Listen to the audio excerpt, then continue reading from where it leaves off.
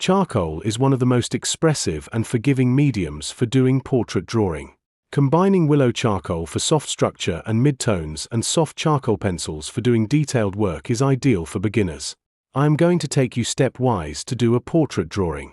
It is easy and simple with a little bit of practice. First, with the willow charcoal, loosely draw the basic outline. Roughly mark the position of the eyes, nose, ears. Also the dark shadows. The shadow are dependent on the directions from where the light is coming from, whether right or left.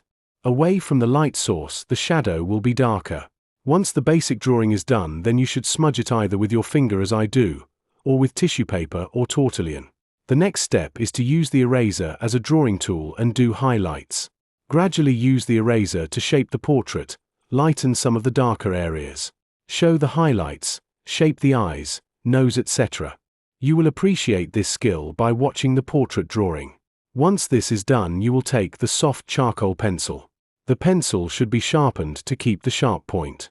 Now you do the detail work beginning from eyes, nose, lips, etc. Do shading as required. Review your portrait from time to rectify your mistakes. Initially, the portrait may not bear resemblance to the reference image, but if you follow the steps, it will start to bear resemblance. Mind it that it is a portrait, not a photo. Now watch this portrait drawing till the end and also enjoy the music. If you have liked my portrait drawing, please like and subscribe to my channel. Subscribing to my channel won't cost you but means a lot to me.